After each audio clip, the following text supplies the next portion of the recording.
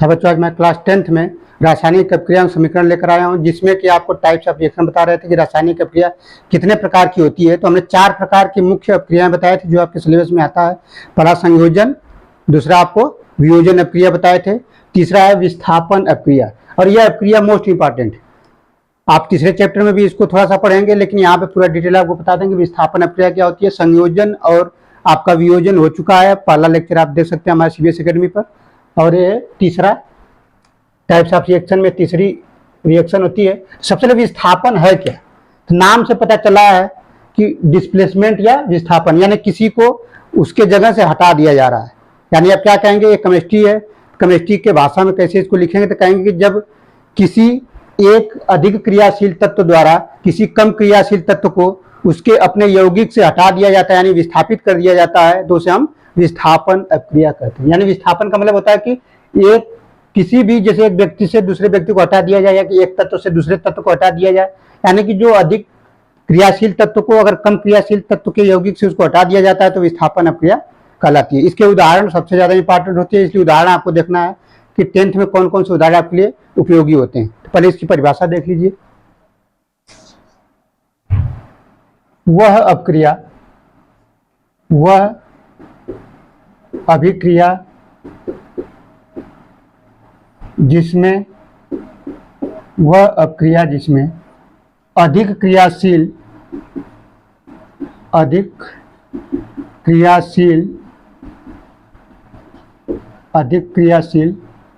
तत्व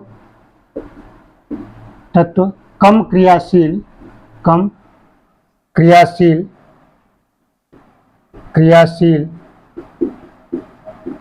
तत्व को उसके यौगिक से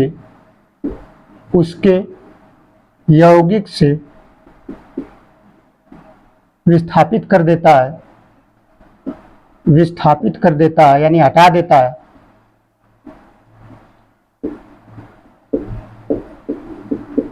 उसे विस्थापन अपक्रिया कहते हैं। उसे विस्थापन अपक्रिया कहते हैं। विस्थापन अपक्रिया कहते हैं।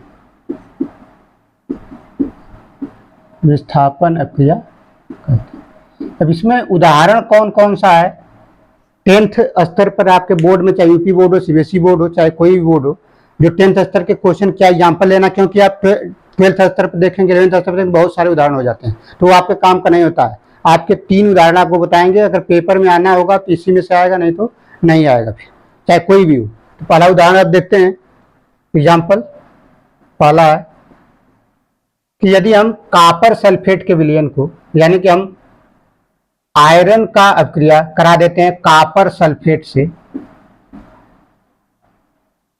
ये क्या हो गया, सॉलिड हो गया। ये बनाता है FeSO4 प्लस कॉपर, होता है फेरस सल्फेट,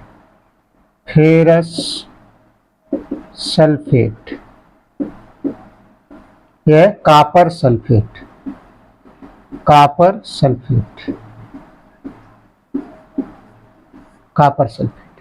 यह आयरन,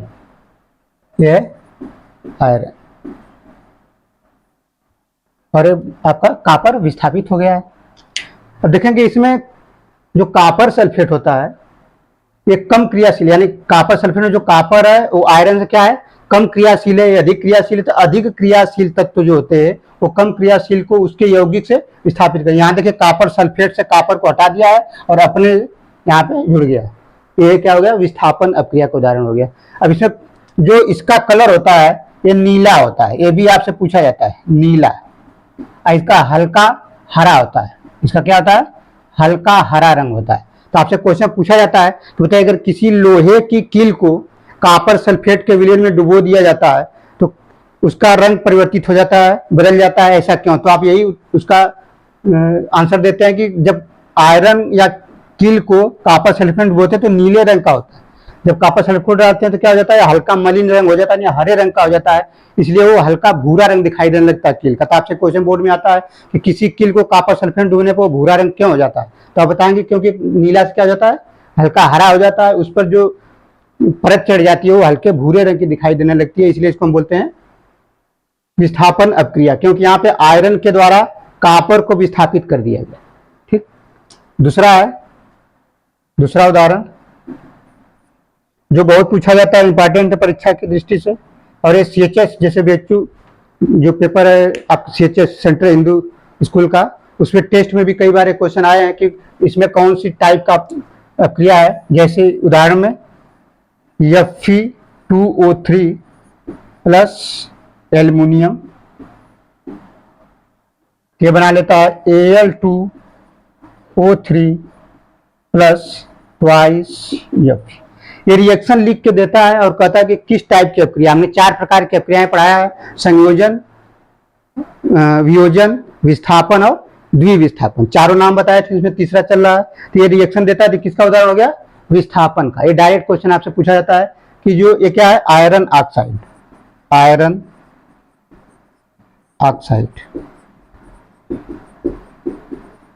जो आयरन ऑक्साइड है ये एल्युमिनियम है और एल्युमिनियम ऑक्साइड है, एल्यूमिनियम ऑक्साइड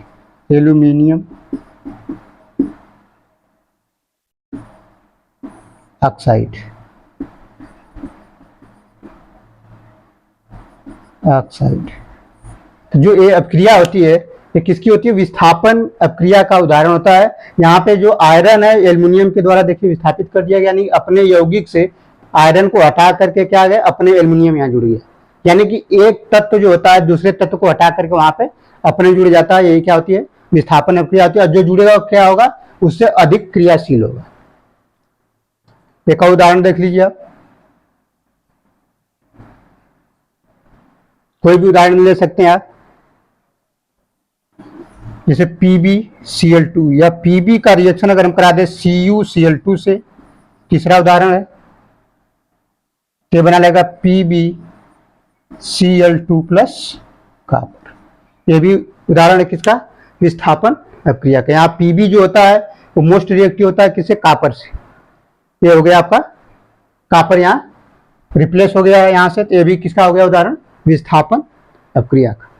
इतना आप देख लीजिए इसके सिंटैक्स, आपको यही 3 उदाहरण आपको याद रखना है 10th लेवल पे।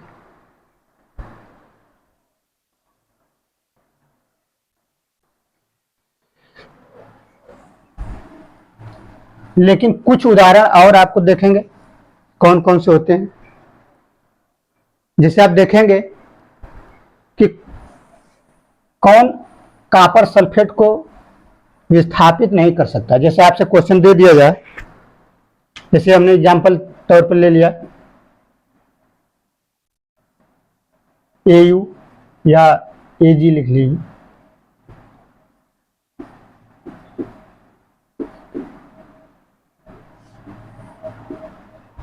ये चीजें, ये रिएक्शन नहीं होगी, यानी ये अपक्रिया ये विस्थापित इसको नहीं कर सकता है, क्योंकि जो Ag होता है यानी सिल्वर जो होता है वो कॉपर से कम क्रियाशील होता है। तो कम क्रियाशील अधिक क्रियाशील को नहीं हटा सकता है, ये चीज आपको याद रखना है।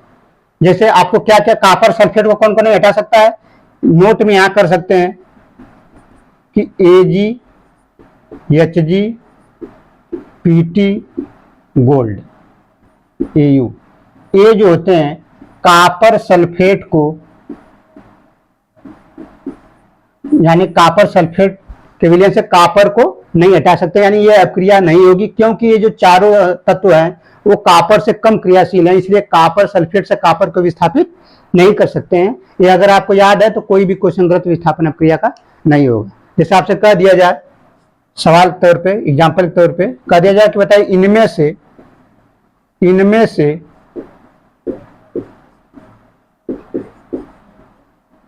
कौन सा तत्व कॉपर सल्फेट विलयन से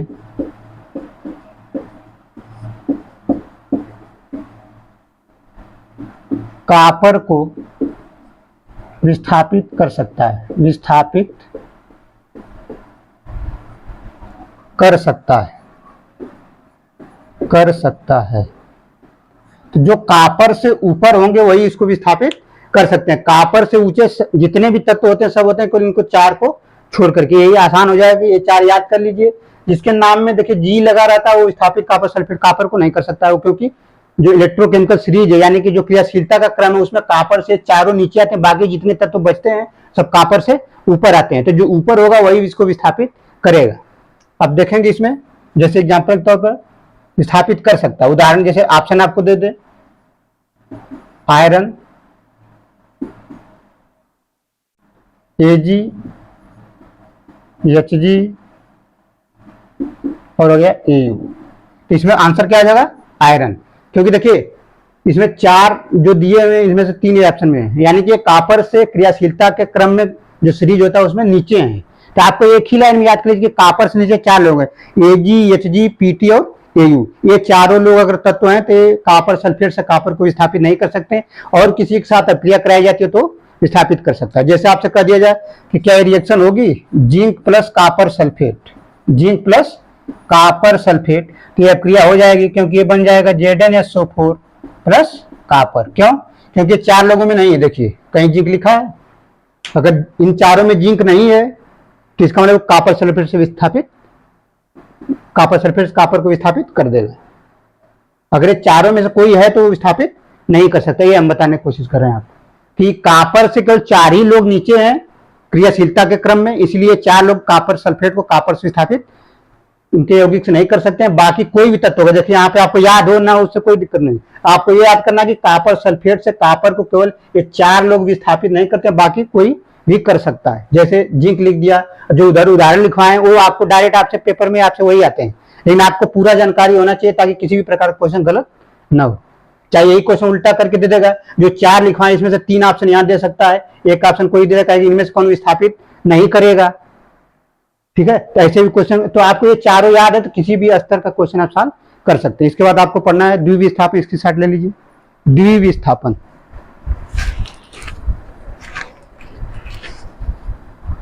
द्विविस्थापन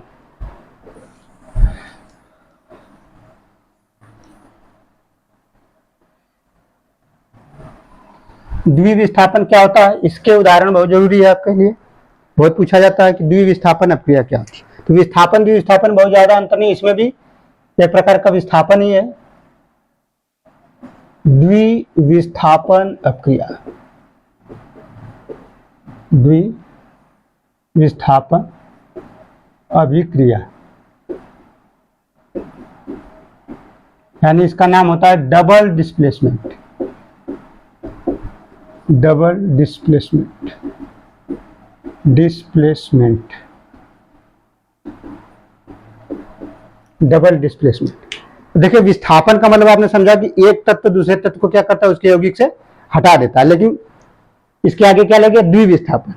इसमें जो विस्थापन होगा वो विस्थापन होकर क्या होगा कि उनके आयनों के बीच एक्सचेंज होगा, यानी आदान प्रदान होगा, यानी वह अभिकारक या वह पदार्थ, या आप कह सकते हैं कि वह अपक्रिया जिसमें 2 पदार्थों के बीच आदान प्रदान होता है आयनों के बीच, वो क्या कहलाता है, द्विविस्थापन अपक्रिया। तो लिख लीजिए, वह अपक्रिया, वह अभिक्रिया, अपक्रिया जिसमें जिसमें आयनों का आदान प्रदान होता है, आयनों का आदान प्रदान होता है, आदान प्रदान होता है,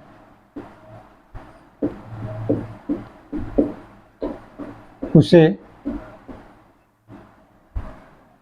द्विविस्थापन अपक्रिया कहते हैं, द्विविस्थापन अपक्रिया कहते हैं, द्विविस्थापन अपक्रिया कहते हैं, अपक्रिया कहते हैं। तथा इसमें अविलेय पदार्थ का निर्माण होता है, अविलेय पदार्थ का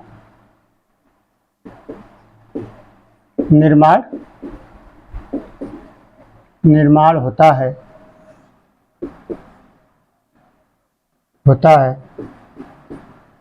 इसलिए इसे अवक्षेपण अभिक्रिया भी कहते हैं। अवक्षेपण अभिक्रिया भी कहते हैं क्योंकि यहाँ पे अवक्षेप बनता है, पाउडर बनता है सॉलिड फॉर्म में। तो आपसे डायरेक्ट क्वेश्चन भी पूछ लेता है कि अवक्षेपण अभिक्रिया क्या है, तो आप कहेंगे कि वह अभिक्रिया जिसमें दो या दो से अधिक पदार्थ आपस में क्रिया करके अविलीय पदार्थ का निर्माण करते हैं उसे अवक्षेपण अभिक्रिया भी कहते हैं। एग्जाम्पल में आप देख लीजिए, एग्जाम्पल है जैसे कोई भी उदाहरण ले सकते हैं आप, जैसे Na2SO4 प्लस BaCl2। अब इसमें क्या बनेगा, BaSO4 ये अविलेय पदार्थ होता है, सफेद रंग का अविलेय पदार्थ होता है, अविलेय पदार्थ सफेद रंग का होता है powder, plus twice NaCl salt बन जाता है। ये अवक्षेपण अभिक्रिया। देखिए इनमें इनका आयन का चेंज हो गया है। देखिए आप यहाँ से आप देखेंगे तो ये प्लस है, ये माइनस है, ये प्लस है, ये माइनस। इसका जो Ba है इसके साथ जुड़ गया, इसका जो Na है इसके साथ जुड़ गया, ये आयनों का क्या हो गया, आदान प्रदान हो गया। तो वह अभिक्रिया जिसमें आयनों का आदान प्रदान होता है या वह अभिक्रिया जिसके दौरान आयनों का आदान प्रदान होता है उसे हम द्विविस्थापन अभिक्रिया कहते हैं। दो लोग आपस में स्थान परिवर्तित कर लेते हैं, ये चीज होता है। या कोई और भी उदाहरण ले सकते हैं, लेकिन आपको ये याद रखना है 10th कि BaCl2 की जो कोई भी अभिक्रिया होगी तो आप समझिए कि द्विविस्थापन की अभिक्रिया है आपके सिलेबस के हिसाब से। 10th में अगर BaCl2 लिखा, जैसे आपसे क्वेश्चन क्या पूछेगा, बताइए इनमें से कौन सा द्विविस्थापन का उदाहरण है, तो आपको वो ऑप्शन देखिए जिसमें BaCl2 लिखा हुआ, तुरंत आंसर टिक कर दीजिए, वो 100% होगा। जैसे आपसे कहते हैं कौन सा इसमें विस्थापन अभिक्रिया का है, तो कॉपर सल्फेट के साथ अगर कोई अधिक क्रियाशील तत्व का हो रहा है तो क्या होगा, विस्थापन का उदाहरण। ऐसे क्वेश्चन आपसे पूछे जाएंगे कि इनमें से कौन सा विस्थापन अभिक्रिया का उदाहरण है, कौन द्विविस्थापन का है, कौन सा वियोजन का है। आपको रिएक्शन याद होगा तभी आप कर पाएंगे, या तो डायरेक्ट रिएक्शन भी दे देगा आपसे, रिएक्शन लीडर कहेगा किस टाइप का है रिएक्शन, संयोजन अभिक्रिया का उदाहरण है, वियोजन अभिक्रिया का है कि विस्थापन का, द्विविस्थापन का, तो कैसा है। लेकिन आपको एक टेक्निक बताएं कि BaCl2 देख लीजिए तो आप हमेशा उसको क्या टिक करेंगे, आप द्विविस्थापन। ठीक है, एक उदाहरण और देख लीजिए यहाँ पे, और इंपॉर्टेंट उदाहरण एक कम लोग बताते हैं इसको, लेकिन एनसीईआरटी में दिया रहता है PbNO3। और इंपॉर्टेंट रिएक्शन आपको लिखवाए थे कि ये इसका नाम है लेड नाइट्रेट।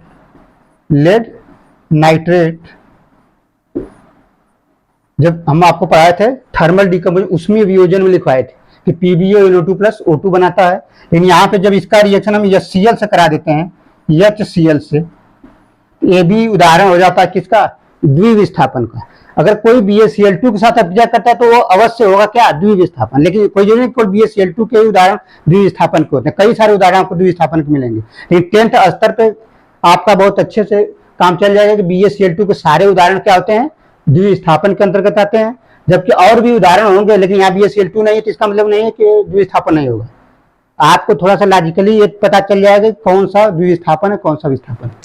तो इसका अगर रिएक्शन कराते हैं तो ये बना लेगा PbCl2 प्लस HNO3।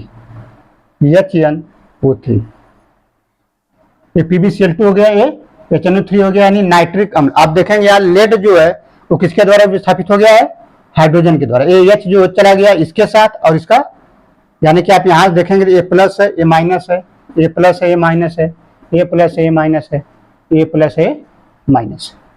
तो इसका प्लस इसके माइनस के साथ, इसका माइनस इसके प्लस के साथ आयनों का एक्सचेंज हो गया, ये बन जाता है। ये भी एक द्विविस्थापन का उदाहरण है, इंपॉर्टेंट रिएक्शन है, लेकिन एक कम लोग जानते हैं कि ये भी द्विविस्थापन का है। ये ज्यादा लोग जानते हैं, जो कम पढ़ते हैं उनको भी पता रहता है कि BaCl2 की या तो रट लेते हैं, आपको रटने की जरूरत नहीं, आप ये सीधे सीधे याद कर लीजिए, कोई भी BaCl2 की अभिक्रिया द्विविस्थापन की विक्रिया होती है।